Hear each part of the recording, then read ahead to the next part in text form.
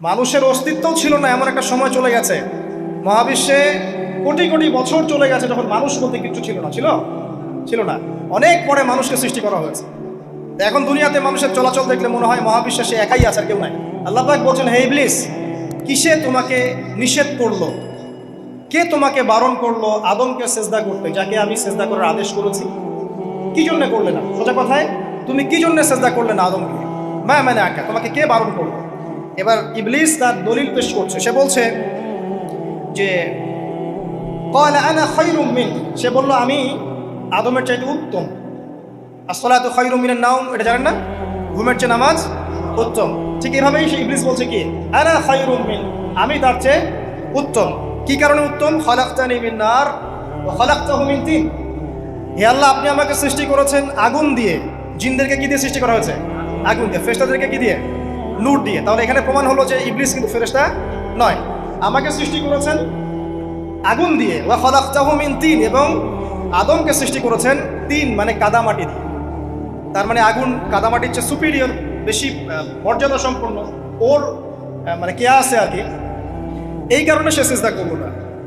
এবার আল্লাহ রাব্বুল আলামিন বলছেন, ক্বালা ফাহবিত মিনহা, ইবলিস এখান থেকে নেমে যাও। এটা কোন জায়গা? একদম মহাকাশের উপরে না, নাকি পৃথিবীতে? এটা 7 আসমানের উপরের ঘটনা। ইতিহাস শুরু হয়েছে মহাবিশ্বে। মানুষের অস্তিত্বও ছিল না, এমন একটা সময় চলে গেছে। মহাবিশ্বে কোটি কোটি বছর চলে গেছে যখন মানুষ বলতে কিছু ছিল না। ছিল না। অনেক পরে মানুষকে সৃষ্টি করা হয়েছে। তো এখন দুনিয়াতে মানুষের চলাচল দেখলে মনে হয় মহাবিশ্বে সে একাই আছে, আর কেউ নাই। তাই না? আচ্ছা, এটা দলিল কোরআনে আছে। সূরা দাহার 1 নম্বর আয়াত পড়ে দেখবেন, হাল আতা আলাল ইনসানি হাইনুম মিনাদ দাহরি লাম ইয়াকুন শাইআন মাযকুরা। আল্লাহ পাক বলছেন, মানুষের উপরে এমন সময় চলে গেছে যে মানুষ কোনো আলোচ্য বিষয় ছিল না, উল্লেখযোগ্য কোনো বিষয় ছিল না। তো সভ্যতার শুরুর ঘটনা হচ্ছে এটা, মানে মানব সভ্যতার একদম শুরুর শেকড়ের ঘটনা হচ্ছে এটা। একদম শুরুর চেতনা, শুরুর সংস্কৃতি শুরু হচ্ছে এখান থেকে। এবার ইবলিস বলছে, আমি সেজদা করবো না, বিকজ আমি তার চেয়ে সুপিরিয়র। আপনি তাকে সৃষ্টি করেছেন মাটি দিয়ে, আমাকে সৃষ্টি করেছেন আগুন দিয়ে, আমি তাকে সেজদা করবো না। সে আল্লাহ পাকের আদেশ লঙ্ঘনই করলো না, বরং আল্লাহকে উল্টা একটা যুক্তি দেখালো যে আপনি ভুল, আমি ঠিক। নাউজুবিল্লাহ, আপনি আমাকে আদমকে সেজদা করতে বলছেন, এটাই ভুল, বরং উচিত হচ্ছে ও আমাকে সেজদা করবে। নাউজুবিল্লাহ। তো সে কিন্তু আবা ওয়াস্তাকবার, সে উদ্ধত হলো এবং অহংকারও প্রদর্শন করলো। আল্লাহ পাক বলছেন, ক্বালা ফাহবিত মিনহা, এখন এখান থেকে নেমে যাও। এই জান্নাতি বলেন আর ওই ঊর্ধ্ব জগতই বলেন, সেখান থেকে তোমরা নেমে যাও, তুমি নেমে যাও। ফামা ইয়াকুনু লাকা আন তাতাকাব্বারা ফিহা, এখানে দাঁড়িয়ে তুমি অহংকার করবে এই অধিকার তোমাকে দেওয়া হয় নাই। সোজা কথা, আল্লাহ পাক বলছেন এখানে দাঁড়িয়ে তুমি অহংকার করবে এই অধিকার তোমাকে দেওয়া হয়নি। আল্লাহ পাক অহংকারীকে পছন্দ করেন? অহংকারীদেরকে আল্লাহ পাক কিয়ামতের মাঠে পিঁপড়ার মতো উঠাবেন।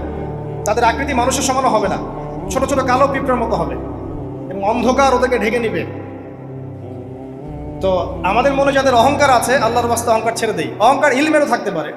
একজনের অনেক বড় ইলমি ডিগ্রি সার্টিফিকেট আছে, অমুক ফারেক তমুক ফারেক, অমুক মুহাদ্দিস অমুক মুফাসসির, ডাবল ডিগ্রি, এটার অহংকার থাকতে পারে। ঠিক আছে? আবার অনেকের টাকা পয়সার অহংকার থাকে, অনেকের ক্ষমতার অহংকার থাকে, আবার এখনকার মেয়েদের সৌন্দর্যের অহংকার থাকে না? এক এক মানুষের এক একটা অহংকার। অহংকারের ডেফিনেশনটা কি? একজন সাহাবী নবী সাল্লাল্লাহু আলাইহি ওয়াসাল্লামকে বলছেন, ইয়া রাসূলুল্লাহ, আমি পছন্দ করি আমার গায়ের পোশাকটা সুন্দর হোক, আমার জুতা সুন্দর হোক, ঠিক আছে, আমার সুগন্ধি ভালো হোক, দামি হোক, এটা কি অহংকারের পরিচয়?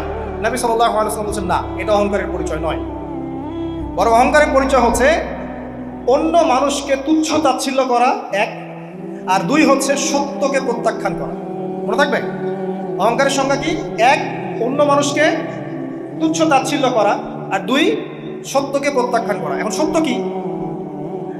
আইনস্টাইনের থিওরি সত্য, নাকি পিথাগোরাসের উপপাদ্যই সত্য, নাকি আমাদের পশ্চিমারা যে সেকুলারিজম, কমিউনিজম, ডেমোক্রেসি ইত্যাদি ইত্যাদি, ন্যাশনালিজম এগুলো দিয়ে দিয়েছে মতবাদগুলো, এগুলোই চূড়ান্ত সত্য? সায়েন্সই কি চূড়ান্ত সত্য?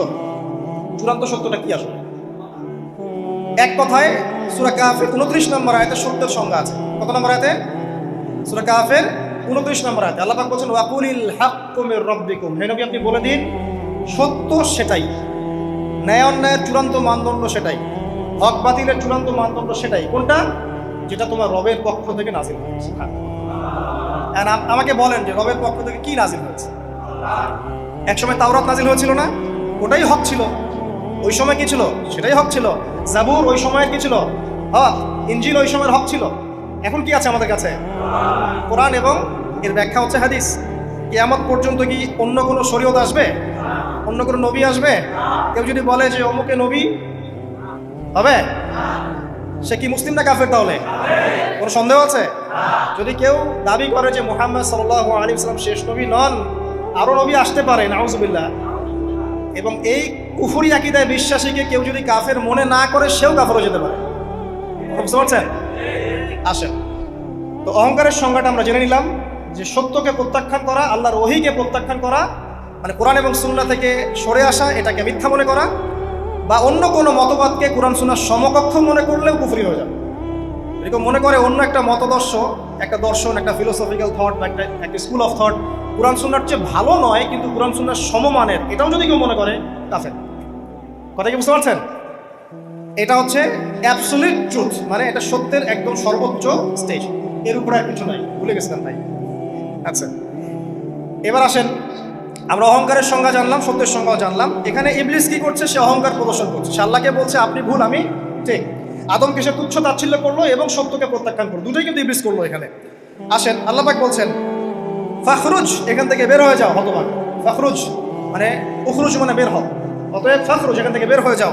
ইন্নাকা মিনাস সাগিরিন, তোমার অহংকার করার কোনো সুযোগ নেই এখানে, তুমি তো ছোট পুত্র। ইন্নাকা মিনাস সাগিরিন, সাগির মানে কি? তুমি এখান থেকে, তুমি বের হয়ে যাও এখান থেকে, তুমি একজন ক্ষুদ্র সত্তা, তোমার এখানে অহংকার করার কিছু নাই। কলা, এবার ইবলিস বলছে, এই জায়গাগুলো খুব ভালো করে শোনেন, আমাদের লেকচারের আসল জায়গায় কিন্তু যাবে। যদি আড়াইটা পর্যন্ত লেকচারটি কোনো সমস্যা আছে?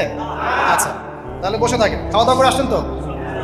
আচ্ছা, কলা, এবার ইবলিস বলছে আনজিরনি, শোনেন, ইবলিস বলছে আনজিরনি, হে আল্লাহ আমাকে অবকাশ দিন। কি বলছে? আমাকে অবকাশ দিন। ইলা ইয়াউমি ইউবআসুন, যেই দিন আপনি কিয়ামত ঘটাবেন, যেই দিন সবাইকে পুনরুত্থিত করবেন, ওই দিন পর্যন্ত আমাকে অবকাশ দিন। সূরা বাকারায় আছে, অন্য সূরা আছে, রব্বি আনজিরনি ইলা ইয়াউমি ইউবআসুন। ইবলিস বলছে হে আমার রব। কি বলছে ইবলিস? হে আমার রব। ইবলিস কি তাহলে আস্তিক না নাস্তিক? কথা বলেন, ইবলিস কি আস্তিক না নাস্তিক? আস্তিক। ইবলিস বলছে যে ইয়া রব্বি, রব্বি, হে আমার রব, হে আমার প্রতিপালক। আল্লাহকে ইবলিস বলছে হে আমার প্রতিপালক, আনজিরনি, আমাকে অবকাশ দিন, ইলা ইয়াউমি ইউবআসুন, কিয়ামত দিবস পর্যন্ত, বা যেদিন আপনি পুরো মানব জাতিকে উঠাবেন কবর থেকে, আবার ওই দিন পর্যন্ত আমাকে অবকাশ দিন। তার মানে কিয়ামত যে হবে এটা নতুন করে লেখা হয় নাই, সভ্যতায় হিস্ট্রি শুরু থেকেই কিয়ামত ছিল। কথা বুঝতে পারছেন? ফেরেশতারাও জানতেন যে একদিন মহাবিশ্ব ধ্বংস হয়ে যাবে। যখন পৃথিবীতে মানুষকে পাঠানো হয়নি তার আগেই ফেরেশতারা জানতেন, আল্লাহ পাকের ইলমে ছিল এবং তিনি এটা ফয়সালা করে দিয়েছিলেন যে একদিন এই পুরো মহাবিশ্বই ধ্বংস হয়ে যাবে। ইবলিস আগে থেকে জানতো যে কিয়ামত হবে, এই জন্য সে বলছে আমাকে কিয়ামত পর্যন্ত অবকাশ দিন। আল্লাহ পাক এবার কি বলছেন দেখেন, ইবলিস আল্লাহর কাছে চাইলো, আল্লাহ পাক তাও তাকে ফেরত দিলেন না। আর আমরা আল্লাহর কাছে চাইতে এখন হতাশা হয়ে যায় না, দোয়া করতে থাকি আর বলি যে আমার দোয়া তো কবুল হচ্ছে না। আর ইবলিস একটা জিনিস চাইলো, আল্লাহ পাক বললেন ক্বালা ইন্নাকা মিনাল মুনজারিন, যাও তুমি অবকাশপ্রাপ্তদের একজন, তোমাকে অবকাশ দেয়া হলো। এক কথায় তোমার দোয়া কবুল করা হয়েছে, তোমার অবকাশ তোমাকে দেয়া হলো, কারণ আল্লাহ পাক এটা পরীক্ষা করবেন ইবলিসকে দিয়ে, মানব জাতিকে। ক্বালা, এবার ইবলিসের চ্যালেঞ্জ শোনেন, এটাই আমাদের আজকের লেকচারের মূল পয়েন্ট। এই জায়গা থেকে ইবলিস চ্যালেঞ্জ করছে। কি চ্যালেঞ্জ করছে? ফাবিমা আগওয়াইতানি, হে আল্লাহ আপনি যে কারণে আমাকে বিচ্যুত করলেন, আমি আমার যে কৃতকর্মের কারণে আপনার রহমত থেকে বঞ্চিত হয়ে গেলাম, ঠিক আছে, লাআকুদান্না লাহুম সিরাতাকাল মুস্তাকিম, আমি সেই আদমের এবং আদমের সন্তানের সরল পথে ওত পেতে বসে থাকব। কথাটা ভালো করে বোঝেন। ইবলিস চ্যালেঞ্জ করলো কাকে? আল্লাহকে। যে কারণে আল্লাহ আপনি আমাকে বহিষ্কার করলেন, এখন আমি কি করব? আমি এই আদম সন্তানের সরল পথে, আপনাকে পাওয়ার এই পথে, পথের আনাচে কানাচে আমি ওত পেতে বসে থাকব। কি জন্য বসে থাকবো? যাতে করে আমি আদম সন্তানকে বিচ্যুত করতে পারি। শুধু তাই নয়, সে আরো বলছে সুম্মা লাআতিয়ান্নাহুম, আমি শুধু বসেই থাকবো না, আমি আদম সন্তানের কাছে আসবো। মিন বাইনি আইদিহিম, তার সামন থেকে আসবো, ওয়া মিন খালফিহিম, আদম সন্তানের পিছন থেকে আসবো, ওয়া আন আইমানিহিম, তার ডান দিক থেকে আসবো, ওয়া আন শামাইলিহিম, তার বাম দিক থেকে আসবো, ওয়ালা তাজিদু আকসারাহুম শাকিরিন, আল্লাহ পাক আপনি তাদের বেশিরভাগকেই শুকরগুজার পাবেন না। কথা কি ক্লিয়ার না? কোনো সমস্যা? ইবলিস কি চ্যালেঞ্জ করলো? আমি শুধু বসেই থাকবো না, ডান দিক থেকে আসবো, বাম দিক থেকে আসবো, সামন থেকে আসবো, পিছন থেকে আসবো, আমি আদম সন্তানকে পথভ্রষ্ট করেই ছাড়বো। আপনি আদম সন্তানের বেশিরভাগকে পথভ্রষ্ট পাবেন। ইবলিসের কথা কি বাস্তব প্রতিফলন দেখা যায় এখন সমাজে? বেশিরভাগ মানুষ নামাজ পড়ে না পড়ে না? বেশিরভাগ মানুষ সুদ খায় না খায় না? বেশিরভাগ যুব সমাজ জেনা করতেছে না করতেছে না? বেশিরভাগ লোক মাদক খাচ্ছে না খাচ্ছে না? পৃথিবীর কোনো জায়গায় আল্লাহর বিধান আছে কি নাই? দুই একটা জায়গায় আছে আই ওয়াশ, শোডাউন। বেশিরভাগ নারী পর্দায় চলে না চলে না? বেশিরভাগ মানুষ রোজা রাখে না রাখে না? বেশিরভাগ মানুষ যাকাত দেয় কি দেয় না? তাহলে ইবলিস যে বললো আপনি বেশিরভাগকেই শুকরগুজার পাবেন না। বেশিরভাগ মানুষ পরকালের সাথে কাজ করে না দুনিয়ার সাথে কাজ করে? কতজন মানুষ আল্লাহ পাকের দ্বীনটাকে প্রচার প্রসার প্রতিষ্ঠার কথা বলে বা কোরআন সুন্নাহর কথাগুলো মেনে চলে? কতজন মানুষ? বেশিরভাগ লোক মেনে চলে। তাহলে ইবলিস কি সফল না ব্যর্থ? ইবলিসের চ্যালেঞ্জ কি সফল না ব্যর্থ? ইবলিসের কথা সে কিন্তু অক্ষরে অক্ষরে পালন করেছে। আর ইবলিসকে আল্লাহ পাক কেন পৃথিবীতে নিয়েছেন? আমাদেরকে পরীক্ষা করার জন্য, যেন আমরা এই সর্বপথ থেকে বিচ্যুত না হই। সামনে যান, আরো কঠিন কথা আছে। আল্লাহ পাক বলছেন এখান থেকে বের হয়ে যাও, মাযউমান মাদহুরা, একদম অপদস্থ লাঞ্ছিত হয়ে এখান থেকে বের হয়ে যাও। লামান তাবিআকা মিনহুম, তুমি তো চ্যালেঞ্জ করলে আমাকে, ঠিক আছে, কিন্তু যে ব্যক্তি যেই তোমার অনুসরণ করবে, আল্লাহ পাকের কথা শুনেন, যেই তোমার অনুসরণ করবে, লাআমলাআন্না জাহান্নামা মিনকুম আজমাইন, যে পুরুষ বা নারী যেই হোক না কেন, যে আদম সন্তান ইবলিস তোমার অনুসরণ করবে, তোমার পথ ধরবে, আমি তোমাকে সহ এদের সবাইকে দিয়ে জাহান্নাম পূর্ণ করব। আল্লাহর কিচ্ছু যায় আসে না। আল্লাহ পাক যদি এই পুরো পৃথিবীটাকেও জাহান্নামে নিক্ষেপ করেন অবাধ্যতার কারণে, আল্লাহ পাকের কিছু যায় আসে? ওই যে আপনাদের এখানে নদী আছে না, কি বালাসী ঘাট, এখানে চর আছে না, চরের মধ্যে একটা বালুর কণার কি দাম আছে বলুন তো? একটা বালুর কণার কোনো দাম আছে? এই পুরো মহাবিশ্বে পৃথিবীর অবস্থান এর চেয়েও কম। তো পুরো পৃথিবীর মানুষ যদি আল্লাহর অবাধ্য হয়, আল্লাহ পাক যদি পুরো দুনিয়াটাকে ধ্বংস করে দেন, জাহান্নামে নিক্ষেপ করেন, আল্লাহ পাকের কিছু যায় আসবে কিনা? এবার আসেন, এখান থেকে আমরা বুঝতে পারলাম যে ইবলিস একটা তৃতীয় সত্তা। আল্লাহ পাক আদম আলাইহিস সালামকে সৃষ্টি করলেন, নাম শিক্ষা দিলেন, সেজদা করালেন, ইবলিসকে সেজদা করতে বললেন, সে করলো না। সে চ্যালেঞ্জ করলো উল্টা যে আমি ওর চেয়ে উত্তম, আপনি ভুল, আমি সঠিক। সে অহংকার করলো এবং একই সাথে সে আদমকে পথভ্রষ্ট করার চ্যালেঞ্জও করে বসল। আল্লাহ পাক ঘোষণা করলেন, যদি কোনো আদম সন্তান তোমাকে ফলো করে, তোমাকে সহ তাকে আমি জাহান্নামে নিক্ষেপ করব। ঠিক আছে, এ পর্যন্ত। এবার সামনে আসেন। এবার আল্লাহ পাক আদমকে বলছেন, কাকে বলছেন? আদম আলাইহিস সালামকে বলছেন, ইয়া আদম, হে আদম। তার আগে আদম আলাইহিস সালামের বুকের পাঁজর থেকে কাকে সৃষ্টি করছেন? হাওয়া আলাইহিস সালাম, সভ্যতার ইতিহাসের প্রথম নারী এবং ইতিহাসের সবচেয়ে সুন্দরী রমণী কে? হাওয়া আলাইহিস সালাম। আরেকজন আছেন সবচেয়ে সুন্দরী রমণী, কে? কে বলতে পারবেন? জি না, 100 টাকা পুরস্কার বলেন। হ্যাঁ, নাম কি? মাশাআল্লাহ, ওই ওকে পুরস্কার দিও। কি নাম তোমার? মাশাআল্লাহ মাশাআল্লাহ। দ্বিতীয় সুন্দরী রমণী, দুজন রমণীকে বলা হয় পৃথিবীর সবচেয়ে সুন্দরী রমণী।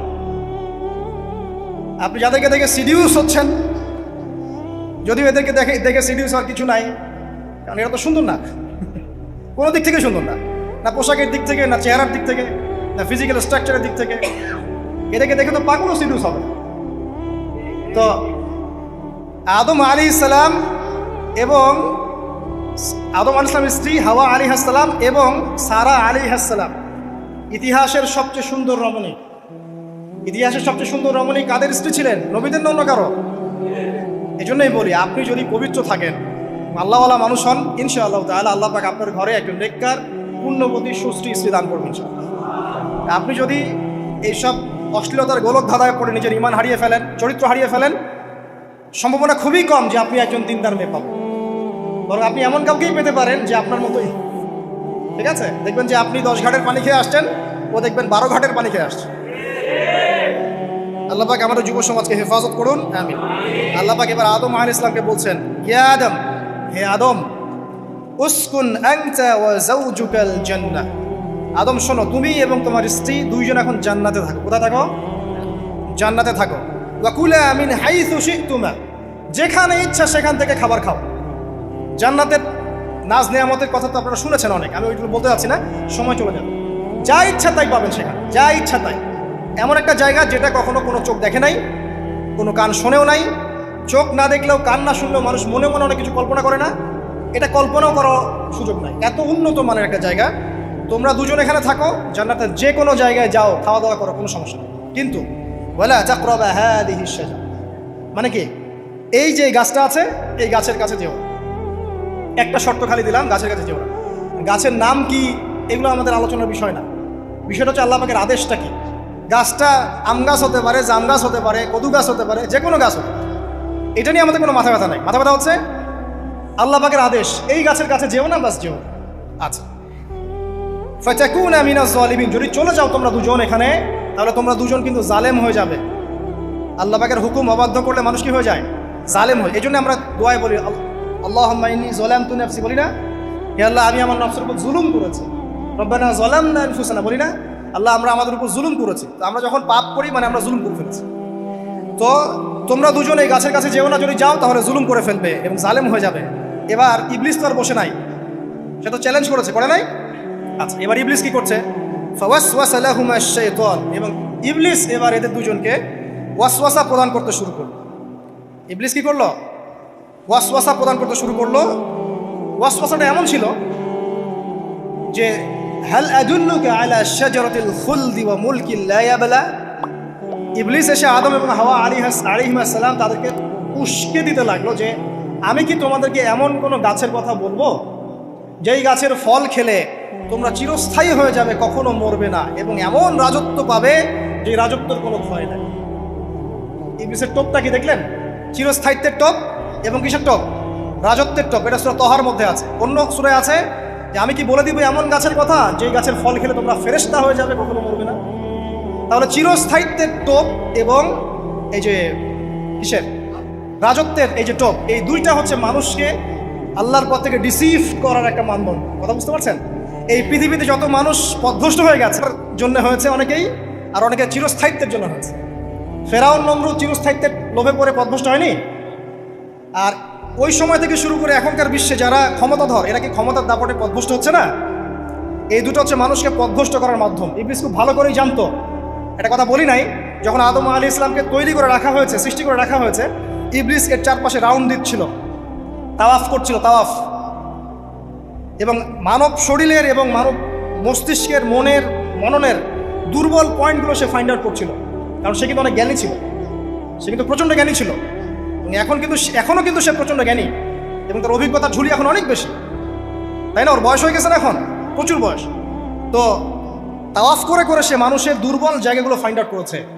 একটা হচ্ছে পেট, একটা প্রবৃত্তি, একটা হচ্ছে নারীর প্রতি আসক্তি, ঠিক আছে, একটা ক্ষমতার লোভ, একটা চিরস্থায়িত্বের লোভ। এগুলো হচ্ছে মানুষের দুর্বল জায়গা।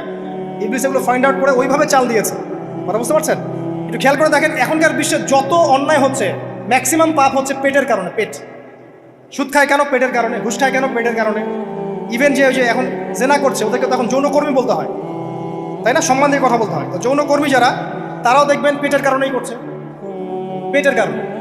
তারপর দেখবেন মানুষের সম্পদ আত্মসাৎ, ওই যে ছেলে মেয়ে বাল বাচ্চার জন্য। পেট মানে মূল জিনিসটা কি? পেট। এবং চিরস্থায়িত্ব, ক্ষমতার দাপট আর প্রবৃত্তির দাসত্ব, এগুলো হচ্ছে মানুষের সবচেয়ে দুর্বল পয়েন্ট। দেখবেন ম্যাক্সিমাম পাপ হচ্ছে মেয়েদের কারণে। মেয়েদের কারণে না? মেয়ের পিছনে। মেয়ের পিছনে আপনি চলে গেছেন, এখানে আত্মহত্যা করছে কেউ, কেউ এখানে আপনার জেনা করছে, কেউ ধর্ষণ করছে, কেউ পরকে লিপ্ত হচ্ছে। মানে মেয়েরই কোনো পাপ। যে বলে না, দুইটা পাপ যাকে পেয়ে গেছে তার লাইফটা ক্র্যাশড। একটা হচ্ছে মেয়ে, একটা হচ্ছে টাকা।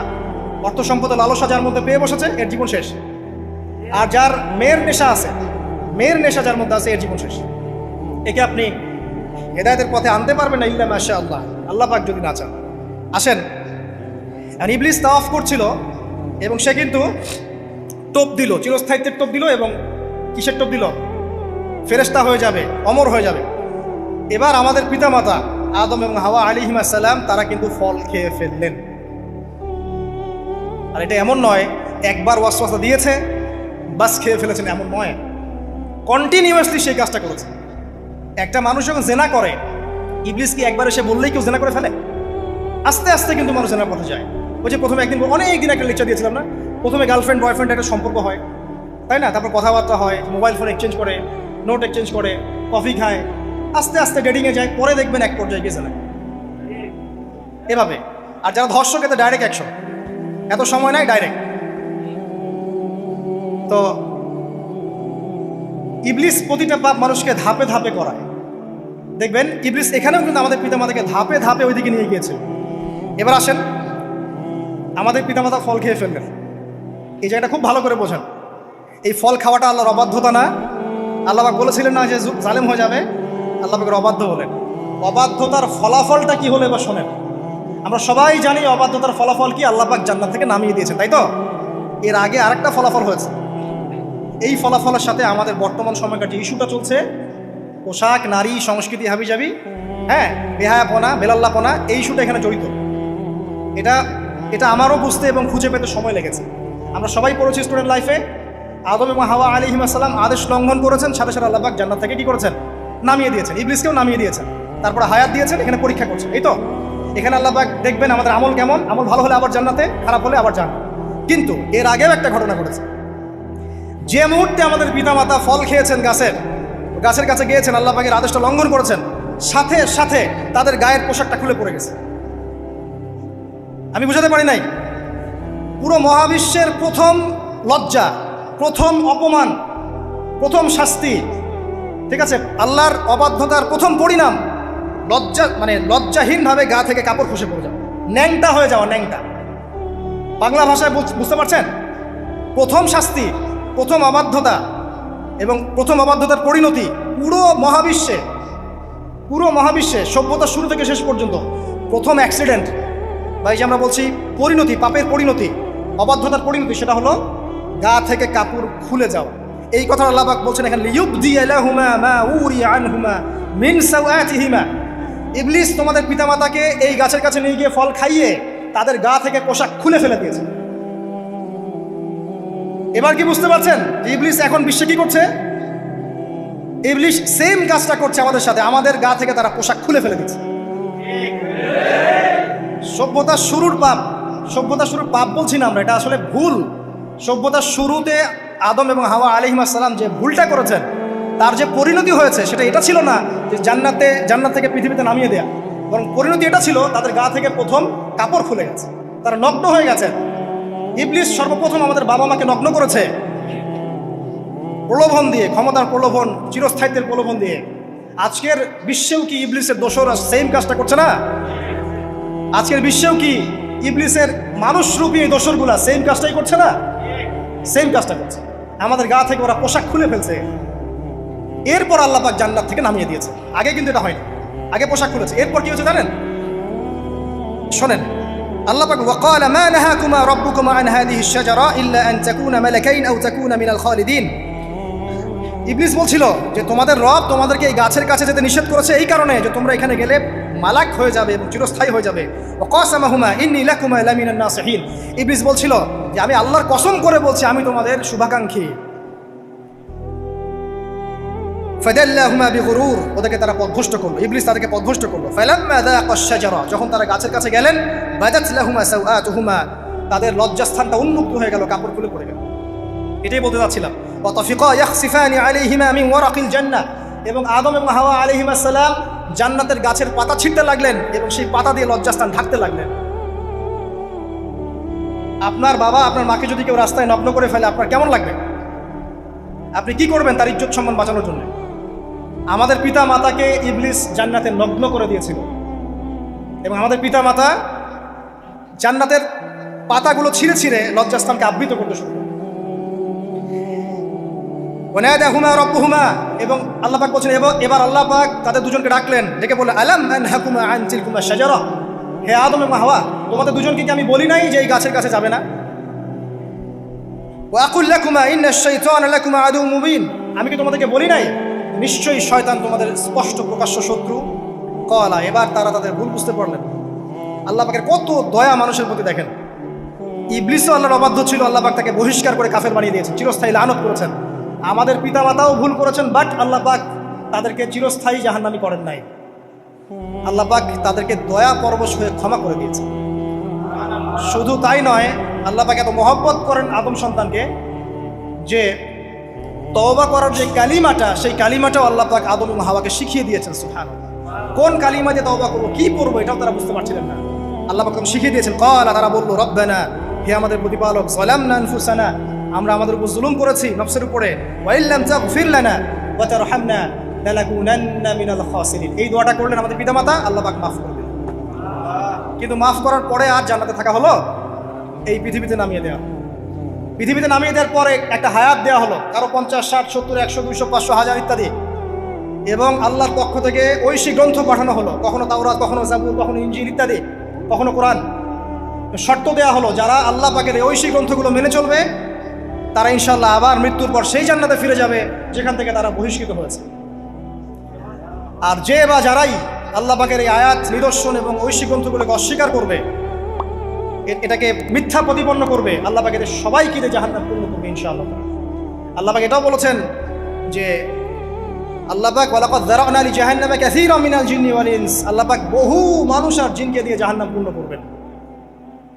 কারণ এই দুই জাতিকে পাঠানো হয়েছিল পৃথিবীতে শুধু আল্লাহর ইবাদত করার জন্য। ওয়া মা খালাকতুল জিন্না ওয়াল ইনসা ইল্লা লিয়াবুদুন, এরা সেটা করে নাই। এই কারণে আল্লাহ পাক হাদিসের মধ্যে জানিয়েছেন প্রতি 1000-999 জন মানুষকে আল্লাহ পাক জাহান্নামে পাঠিয়ে দেবেন। তবে বেশিরভাগ জান্নাতি হবে এই উম্মতে মুহাম্মাদের মধ্যে। এবার শোনেন, আমাদের পিতামাতার এই পরিণতির পর আল্লাহ পাক যখন আমাদেরকে পৃথিবীতে পাঠালেন, আল্লাহ পাক আমাদেরকে নগ্ন করে পৃথিবীতে রাখেন নাই। সুবহানাল্লাহ। আল্লাহ পাক আসমান থেকে লিবাস পাঠিয়েছেন। এই যে সমাজ বিজ্ঞানের বইগুলোতে লেখা আছে না, মানুষ আগে নগ্ন ছিল, গাছের ছালপাতা পরে থাকতো, তারপরে বন্যপ্রাণী শিকার করতো, গুহায় গুহায় থাকতো। বোগাস, মিথ্যা, বাজে কথা, একদম টোটাল মিথ্যা কথাই।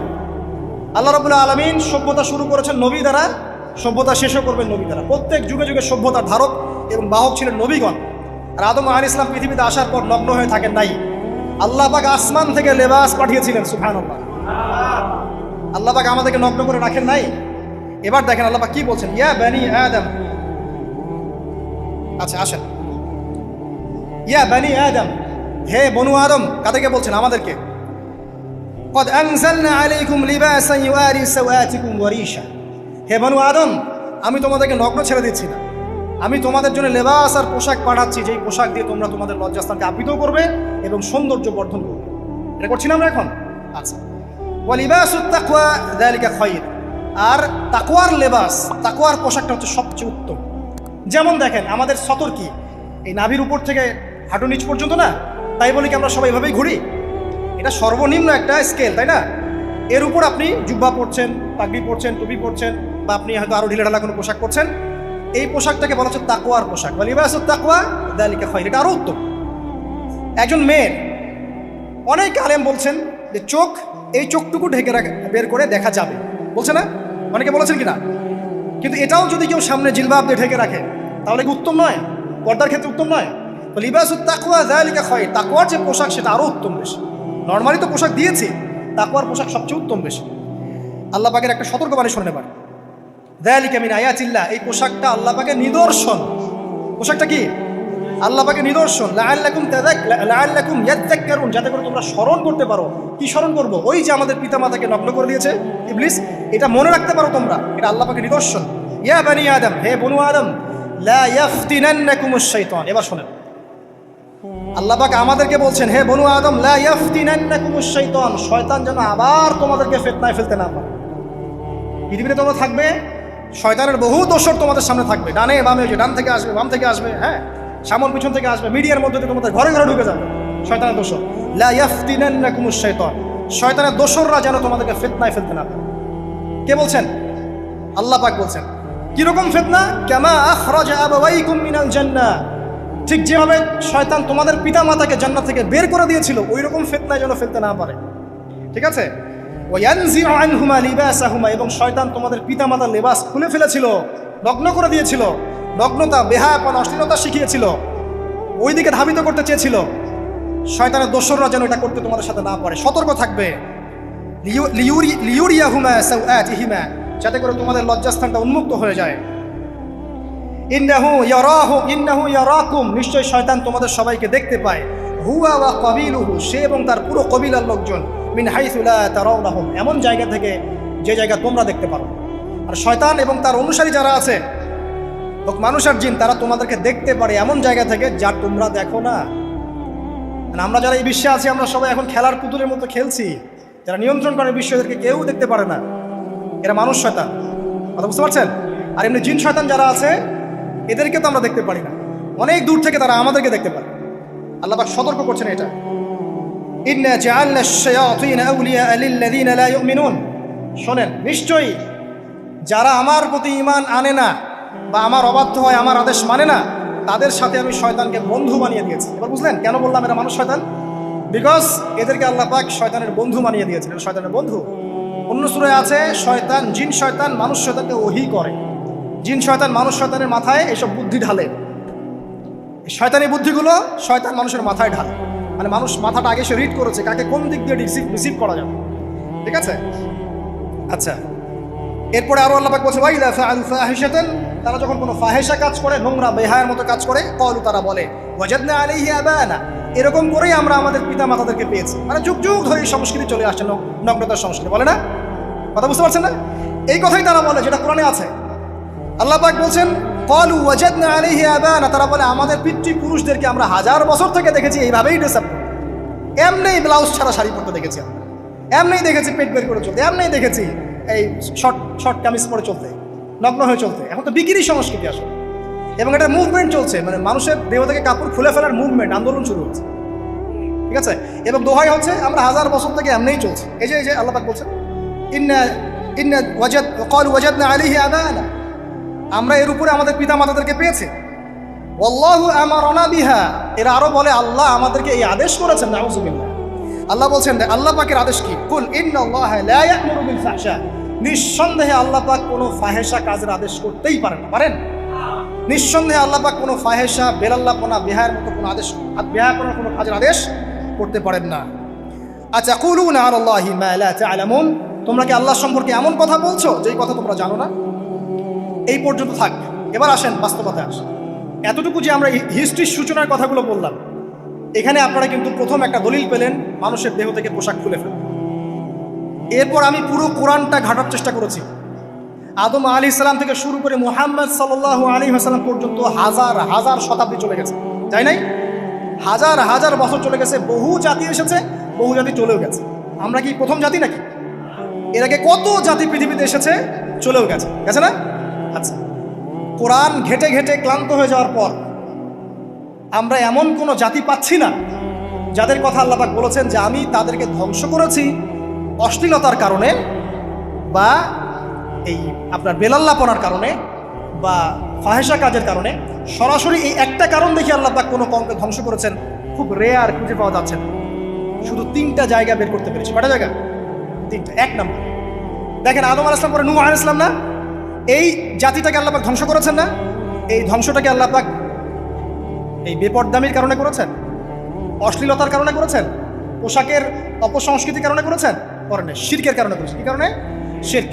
আল্লাহ পাক সবাইকে ডুবিয়ে মেরেছেন, কিন্তু ওরা যে নগ্ন পোশাক পরে রাস্তাঘাটে চলাফেরা করতো, এই কথাটা কিন্তু আল্লাহ পাক বলেন। তার মানে ওদের পাপ এটা ছিল না। এরপর ইব্রাহিম আলাইহিস সালামের কওম কি এই কারণে ধ্বংস হয়েছে? অশ্লীলতার কারণে ধ্বংস হয়েছে? বেহায়াপনার কারণে ধ্বংস হয়েছে? নগ্নতার সংস্কৃতির অপচর্চার কারণে ধ্বংস হয়েছে? না। শিরকের কারণে। আদ জাতি এই কারণে? না। সামুদ জাতি এই কারণে? না। একটা জাতি পাওয়া যায়, তার নাম কওমে লূত। কি নাম? কওমে লূত। এই লূত কওম ছিল সমকামী, তারা মেয়েদের সাথে বিবাহ বন্ধনে আবদ্ধ হতো না, বরং ছেলেদের ছেলে ছেলে জেনা করতো না। এই একটা জাতি পাচ্ছি ইতিহাসে যারা অশ্লীলতার কারণে, ফাহেসা কাজের কারণে, সমকামিতার কারণে, নোংরামির কারণে আল্লাহ পাক পুরো উপরে উঠিয়ে নিচে নামিয়ে ধসিয়ে দিয়েছে। এই একটা জাতি পেলাম। আর একটা জাতি পাওয়া যায়, তার নাম হচ্ছে বানু ইসরাইল। কি নাম? বানু ইসরাইল। আল্লাহ রাসূল সাল্লাল্লাহু আলাইহি ওয়াসাল্লাম বলছেন যে তোমরা দুনিয়া থেকে বেঁচে থাকো এবং নারীর ফিতনা থেকে বেঁচে থাকো। কারণ বানু ইসরাইল মানে মূসা আলাইহিস সালামের যে কওম ছিল, এই কওমের মধ্যে প্রথম ফিতনা দেখা দিয়েছিল মেয়েদের ব্যাপারে। এই একটা পেলাম যে মেয়েদের কারণে, বেহায়াপনার কারণে, অশ্লীল পোশাকের কারণে, নগ্নতার কারণে একটা সভ্যতাকে আল্লাহ পাক শাস্তি দিয়েছে। 2টা পাওয়া গেল। ঠিক আছে? 1 2, একটা লূত, একটা হচ্ছে বানু ইসরাইল। ঠিক আছে? আর একটা পাওয়া যায় এটা জোর করে, সেটা হলো নবী মুহাম্মদ সাল্লাল্লাহু আলাইহি ওয়াসাল্লাম নবী হওয়ার ঠিক আগের সময়টা, যেটাকে আমরা কি বলি আইয়ামে জাহিলিয়াত।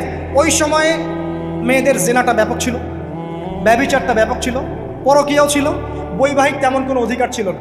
এমনও হতো যে একটা মেয়ের সাথে 8-10 জন পুরুষ সহবাস করতো, করার পরে সেই মেয়ে যখন গর্ভবতী হতো তার বাচ্চা প্রসব করার পর সেই মেয়ে 10 জনকে ডেকে দাঁড় করাতো, দাঁড় করিয়ে বলতো যে অমুকে হচ্ছে আমার এই বাচ্চার বাপ, তারপরে এর সাথে বিয়ে হতো। চিন্তা করতে পারেন? তো নারীদের যে বৈষয়িক অধিকার, ধর্মীয় অধিকার, আপনার পোশাকের অধিকার, শালীনতার অধিকার, সম্পত্তির অধিকার, এগুলো ছিল না ওই সব। এই একটা সভ্যতা পাওয়া যাচ্ছে, তাহলে 3টা আমরা বের করতে পারলাম। কথা ঠিক আছে? আচ্ছা, এবার আসেন এই 3টা সভ্যতার পর নবী সাল্লাল্লাহু আলাইহি ওয়াসাল্লাম যখন নবী হলেন, তখন তিনি সমস্ত অশ্লীলতার শেকড়টাকে উপরে ফেলে দিলেন। সভ্যতার ইতিহাস থেকে শুরু করে আমরা যত জাতির ধ্বংস দেখছি, এই ধ্বংসগুলো শিরকের কারণে হয়েছে, কুফরির কারণে হয়েছে, অবাধ্যতার কারণে হয়েছে। মাত্র কয়েকটা জাতির ক্ষেত্রে অশ্লীলতা, বেহায়াপনা, আপনার ফাহেসা কাজ, এগুলোর রিজন দেখানো হয়েছে। তো এ থেকে একটা বিষয় প্রমাণ করা যায়, এই কথাটা ভালো করে বোঝেন। এ থেকে একটা বিষয় প্রমাণ করা যায় যে যত সভ্যতা ধ্বংস হয়ে গেছে, ওই সভ্যতার মানুষরা আর যাই করুক না কেন, তাদের পোশাক আশাক ঠিকঠাক ছিল। কথা বুঝতে পারছেন না? যত সভ্যতা ধ্বংস হয়ে গেছে, আদ, সামুদ, নূহ, ফিরআউন, ঠিক আছে, যত সভ্যতা ধ্বংস হয়ে গেছে, তাদের আর যত পাপী থাক, হয়তো কেউ অহংকারী ছিল, কেউ কুফরি করেছে, কেউ শিরিক করেছে, হ্যাঁ, কেউ সন্তানদেরকে হত্যা করেছে, কেউ মানুষ হত্যা করেছে, কেউ জুলুম করেছে, কেউ অহংকার করেছে ইত্যাদি, কিন্তু তাদের পোশাক আশাক শতাব্দীর পর শতাব্দী ঠিকঠাকই ছিল। এটা নিয়ে আল্লাহ পাক কোরআনে খুব বেশি কথা বলেন। তার মানে বোঝা যায় যে এটা রিমার্কেবল কোনো কথা বলার বিষয় ছিল না, আল্লাহ পাক বলেন। অর্থাৎ যুগ যুগ ধরে মানুষের শালীনতার পোশাকটা ঠিকই ছিল, কারণ মানুষ জানতো যে তাদের পিতামাতাকে তাদের পিতামাতাকে ইবলিস নগ্ন করে দিয়েছিল জান্নাতে। এই কথাটা মানুষের মাথার মধ্যে ছিলই, এবং বিভিন্ন ধর্মগ্রন্থে এটার অস্তিত্ব আছে। আপনি শুধু ইসলাম না, অন্য যে কোনো ধর্মগ্রন্থ ঘাটেন, হিন্দু ধর্মগ্রন্থ ঘাটেন, সেখানে দেখবেন বলা হচ্ছে যেন মেয়েরা পর্দায় থাকে। দেখেন, পরে দেখেন, বেদের মধ্যে এটা আছে। আমি গতকালকেও স্টাডি করছি। এবং খ্রিস্টান ধর্মগ্রন্থ পড়েন, সেখানে দেখবেন লেখা আছে, ওদের যে ওল্ড নিউ টেস্টামেন্টে আছে, দেখবেন যে যারা মাথার চুল দেখিয়ে বেড়ায়, তাদের শাস্তির কথা বলা হয় যে চুল যেন কেটে দেওয়া। ওদের ধর্মগ্রন্থে আছে।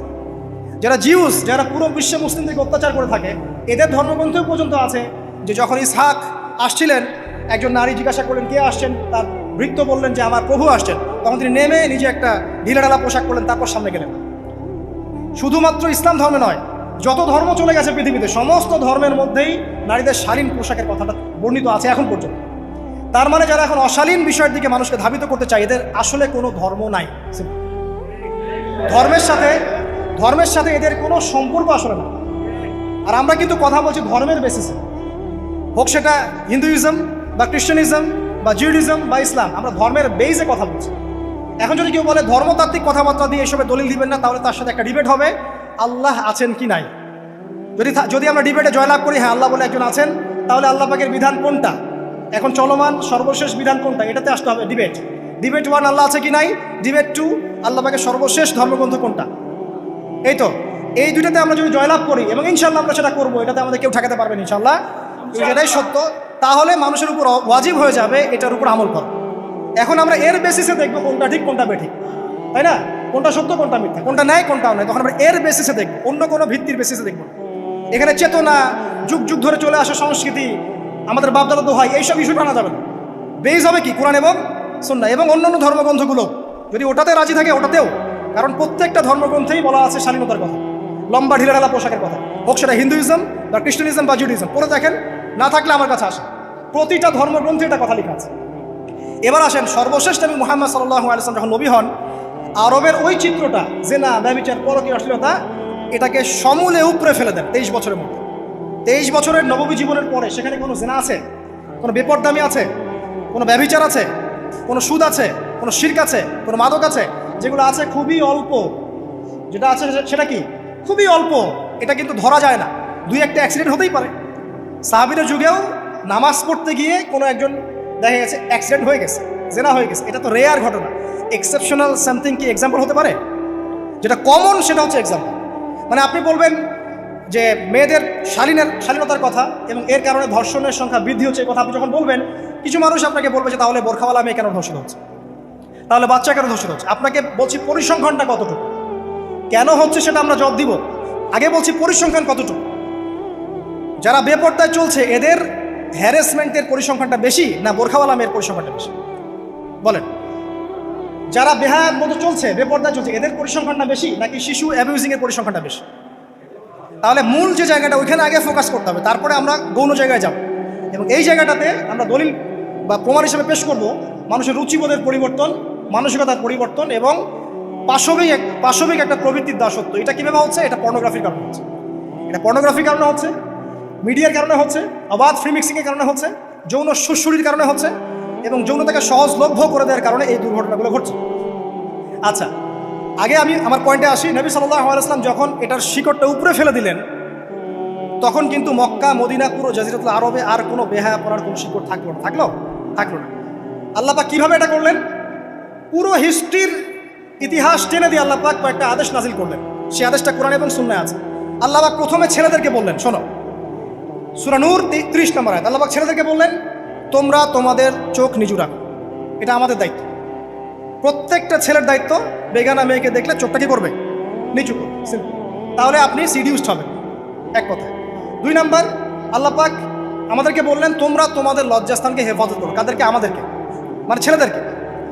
প্রথমে আল্লাহ পাক ছেলেদেরকে বললেন, চোখ নিচু করে রাখো, লজ্জাস্থানে হেফাজত করো। ঠিক আছে? সূরা বানী ইসরাঈল আল্লাহ পাক বললেন, জেনার ধারের কাছেও যেও না, ধারের কাছেও যেও না। আল্লাহ পাক আরও বললেন, যদি কেউ জেনা করে ফেলে, সূরা নূরে, তাহলে তাকে 100টা বেত্রাঘাত করতে হবে। কয়টা? 100টা। এবং 1 বছরের জন্য তাকে বহিষ্কার করতে হবে। আল্লাহ পাক শাস্তিও দিলেন, শুধু তাত্ত্বিক বিধান দেন নাই, শাস্তিও দিয়েছেন। কারণ শুধু তাত্ত্বিক বিধান দিয়ে হবে? আমি যদি ওয়াজ করে বেড়াই, ভাই মদ খায় না, কোনো শাস্তি না অ্যাপ্লাই করি, তাহলে কি মদ ছাড়বে মানুষ? আমরা যদি বলি হত্যা করা মহাপাপ, দুর্নীতি করা মহাপাপ, মানুষ দুর্নীতি ছাড়বে না যতক্ষণ না শাস্তি নিশ্চিত করা যাচ্ছে। আল্লাহ পাক তাত্ত্বিক কথা শুধু বললেন না, শাস্তিও নিশ্চিত করলেন। তারপর আল্লাহ পাক আরও বললেন, যদি বিবাহিত কোনো ব্যক্তি ব্যভিচার করে, তাহলে তাকে রজম করতে হবে, মাটিতে পুঁতে তাকে পাথর নিক্ষেপ করে হত্যা করে ফেলতে। ঠিক আছে? শাস্তি। এরপরে দেখেন আল্লাহ পাক মেয়েদেরকে বলছেন, মেয়েদেরকে বলছেন, তোমরা মূলত ঘরে থাকো। যদি বাইরের পরিবেশ তোমাদের অনুকূলে না থাকে, তোমরা ঘরে অবস্থান করো। ওয়াকরনা ফি বুয়ুতিকুন্না ওয়ালা তাবাররুজনা তাবাররুজাল জাহিলিয়াতিল উলা। তোমরা মূলত ঘরে থাকো। জাহিলি যুগে মেয়েরা যেভাবে নিজেদেরকে প্রদর্শন করে বেড়াতো, এই কাজটা তোমরা করো না। যদি করো তাহলে সমাজে বেহায়াপনা, ফায়সা বেড়ে যাবে, তোমরা নিজেরাই ক্ষতিগ্রস্ত হবে, যেটা ওরা হচ্ছে এখন। আচ্ছা, এরপর আল্লাহ পাক আরও বললেন, হে নবী, আপনি আপনার স্ত্রী এবং মুমিন নারীদেরকে বলেন, তারা যদি বাহিরে যায় যেন জিলবাব দিয়ে তাদের পুরো বক্ষ দেশটাকে ঢেকে নেয়। তাহলে পোশাকের সংস্কৃতির শেকড় কোত্থেকে শিখবো? আমি কোত্থেকে শিখবো? আল্লাহ পাক কর্তৃক নাজিলকৃত সর্বশেষ ঐশী গ্রন্থ থেকে শিখবো নাকি?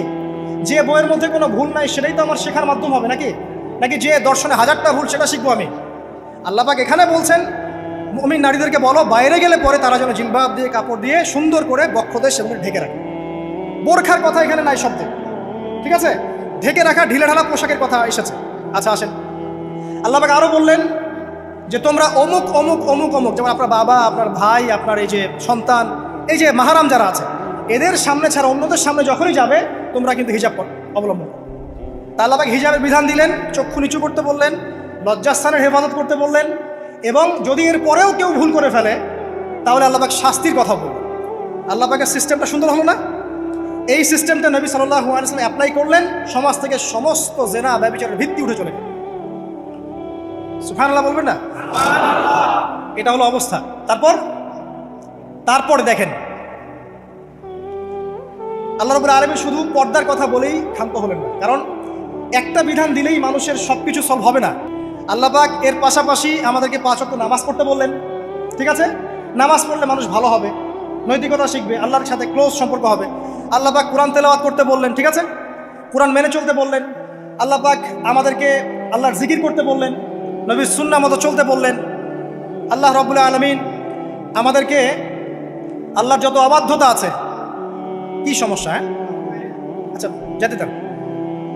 আমি যেটা বলতে চাচ্ছি যে আল্লাহ পাক শুধু পর্দার কথাগুলো বলেই একটা বিধান দিয়ে শেষ করে দিলেন না, কারণ শুধুমাত্র হিজাবের সাথেই পুরো সোসাইটির সমস্যাগুলো জড়িত না, এখানে আরও অনেক বিষয় আছে। যদি আপনি নৈতিকতা না শেখেন, একটা বোরখাওয়ালা মেয়েকে আপনি টিস করতে পারেন। ঠিক আছে? যদি আপনার মধ্যে আল্লাহর ভয়, তাকওয়া না থাকে, আপনি কিন্তু একটা বাচ্চাকে ধর্ষণ করতে পারেন, সুযোগ পেলে আপনি করে ফেলবেন। আপনার মধ্যে আল্লাহর ভয় না থাকলে আপনি কিন্তু গোপনে জেনা করতে পারেন বা পণ দেখতে পারেন। তাই আল্লাহ পাক শুধু হিজাবের বিধানটা দিয়েই ক্ষান্ত হলেন না, আল্লাহ পাক আনুষঙ্গিক আরও অনেক কথা বললেন, যে তোমরা পবিত্র হও, বেশি বেশি আল্লাহর জিকির করো, 5 ওয়াক্ত সালাত নামাজে পড়ো, কোরআন তেলাওয়াত করো, নবীর সুন্নাহ মেনে চলো, দিনই কাজে ব্যস্ত থাকো, সৎ কাজের আদেশ করো, অসৎ কাজে নিষেধ করো, মানে এই সবগুলো কাজ যখন একসাথে হবে, আপনার মনটা কি হবে? পবিত্র হবে। আপনার মনের মধ্যে আল্লাহর নূর চলে আসবে। আপনার মনে আল্লাহর নূর চলে আসবে, তখন এইসব অন্ধকার বা এই যে জাহেলিয়াতগুলো আপনার কাছে ভালো লাগবে। যখন আপনার ইন্টারনাল যে সোলটা আছে, এটা যখন এনলাইটমেন্ট হবে আল্লাহর নূর দিয়ে, তখন আপনার কাছে এইসব হারাম প্রিমিক্সিং, হারাম পরকিয়া, আপনার জেনা, আপনার ব্যভিচার, পর্ন, এগুলো বিভীষিকাময় মনে হবে, আপনার কাছে ভালো লাগবে। আল্লাহ পাক অন্তর জগৎটা পরিবর্তন করার জন্য আমাদেরকে এই সিস্টেমগুলো দিলেন। শুধু হিজাবই করবে, not this is not necessary. এর সাথে আরও অনেক বিষয় থাকবে। নামাজ, রোজা, হজ, জাকাত, হ্যাঁ, হজ, উমরা, তাসবিয়া, জিকির, আজগার, কোরআন তেলাওয়াত, আমর বিল মারুফ, নাহি আনিল মুনকার, সব একত্রিত হবে। আবার হিজাবও চলবে। এরপরে যদি কেউ সীমা লঙ্ঘন করে, শাস্তিও আছে। পুরো সিস্টেমটা সুন্দর না? এই সিস্টেমটা যখন আল্লাহ পাক তার রাসূল মুহাম্মদ সাল্লাল্লাহু আলাইহি ওয়াসাল্লামের মাধ্যমে লঞ্চ করলেন আরবের মধ্যে, আরবে না কোনো জেনা থাকলো, না কোনো ব্যভিচার, না কোনো মাদক, না কোনো পর্ন, না কোনো এই যে নারীর অবমাননা, কিছুই থাকবে। একটা মেয়ে 300 মাইল দূর থেকে এসে একা হজ করে চলে যায়, তো কেউ তার দিকে তাকাবে না। এমন যুগ চলে গেছে। মহিলা সাহাবী রণকৌশল, মানে যুদ্ধের বর্ম পরে উহুদে যুদ্ধ করেছেন, কেউ তার দিকে তাকায়নি। তাকিয়েছেন? তাকায়নি। এখন ওই যুগটা আপনি দেখেন, রাসূল সাল্লাল্লাহু আলাইহি ওয়াসাল্লামের যুগ, আবু বকর সিদ্দিক, ওমর ইবনুল খাত্তাব, ওসমান আলী, এই খুলাফায়ে রাশিদার স্বর্ণযুগটাকে আপনি দেখেন। ওই যুগে আপনি রেপের হার কত পার্সেন্ট মহিলা রেপ হয়েছে? ওই যুগে কত পার্সেন্ট মেয়ে জেনায় লিপ্ত হয়েছে? ওই যুগে কত পার্সেন্ট ছেলে মেয়ে ধর্ষণ করেছে? ওই যুগে কত পার্সেন্ট নারীর শ্লীলতাহানি হয়েছে? কত পার্সেন্ট নারীকে টিজ করা হয়েছে? কত পার্সেন্ট মেয়েকে মার্ডার করা হয়েছে? কত পার্সেন্ট মেয়েকে যৌতুকের জন্য চাপ দেওয়া হয়েছে? একটু পরিসংখ্যানটা দেখেন আমাদেরকে। সভ্যতা করতে লাফাচ্ছেন। ওই সভ্যতায় যা হয়ে গেছে, নবী সাল্লাল্লাহু আলাইহি ওয়াসাল্লাম থেকে শুরু করে খোলাফায়ে রাশিদুল যা হয়েছে, এই পার্সেন্টেজগুলোর সাথে বর্তমান পার্সেন্টেজকে মিলবে? ওই যুগে রেয়ার জেনা 2-1টা হয়েছে। মদ খেয়েছে মানুষ রেয়ার কয়েকজন, মানুষ ব্যভিচার করেছে রেয়ারলি 2-4 জন, 100 বছরে 2-4 জন। ওই যুগে দেখবেন মানুষ পরকীয়ার নামই জানতো না, সমকামিতে কি জিনিস মানুষ জানতোই না, শর্ট পোশাক, বিকিনি সংস্কৃতি কি মানুষ জানতো না, ঠিক আছে? আনকভার ইউ, এই যে মুভমেন্ট চলছে, এগুলোর মানে কি মানুষ জানতো না? জানতো? ওই যুগে কি মুসলিমরা পিছিয়ে ছিল? জ্ঞান বলেন, বিজ্ঞান বলেন, অর্থনীতি বলেন, রাজনীতি বলেন, সমরনীতি বলেন, অস্ত্রশস্ত্র বলেন, কোন সেক্টরে কি মুসলিমরা তখন পিছিয়ে ছিল কিনা? উত্তর দেন, পিছিয়ে ছিল না। তাহলে স্বর্ণযুগ আমরা কোনটাকে বলবো? এই বর্তমান দাজ্জালীয় সভ্যতাকে স্বর্ণযুগ বলবো, নাকি খোলাফায়ে রাশিদার এবং নবী সাল্লাল্লাহু আলাইহি ওয়াসাল্লাম রেখে যাওয়া যুগটাকে স্বর্ণযুগ বলবো? তাহলে ওই যুগ যদি স্বর্ণযুগ হয়, তাহলে ওই যুগের সুন্নাহ এ যুগে অ্যাপ্লাই করতে হবে না? তাহলে ওই যুগের সমস্যা যেমন দূর হয়েছে, এই যুগের সমস্যা দূর হবে না? এই সহজ বাংলা কথাটা বললে কি আমরা মৌলবাদী হয়ে যাব? এই সহজ বাংলা কথা বুঝতে গিয়ে কি আমি ধর্মান্ধ হয়ে যাব, ব্যাকডেটেড হয়ে যাব? এই কথাটা আমরা বলতে এখন সাহস পাই না। কি কারণ? সভ্যতার ইতিহাস ঘেটে দেখেন, ওই সভ্যতায় ছিল জ্ঞানে, শিল্পে, অস্ত্রে, প্রযুক্তিতে, অর্থনীতিতে মুসলিমরা একদম স্বর্ণশিখরে। কোনো একজন মুসলিমকে হত্যা করার কেউ সাহস করেছিল?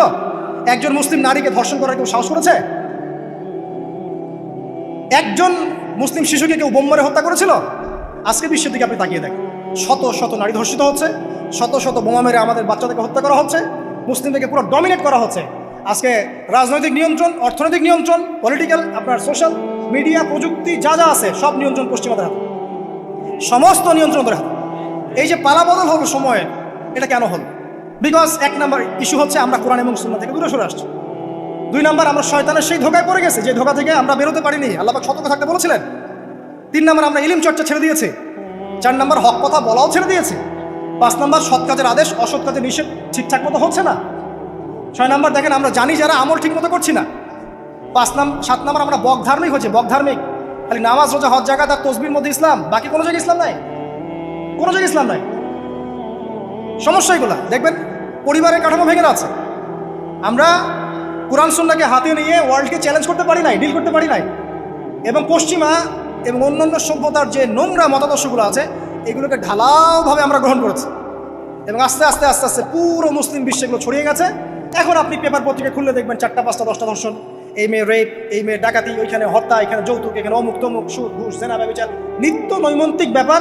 কারো এগুলো নিয়ে কোনো মাথা ব্যথাও নাই, এগুলো খুব সিম্পল সাধারণ ব্যাপার এখন আমাদের কাছে।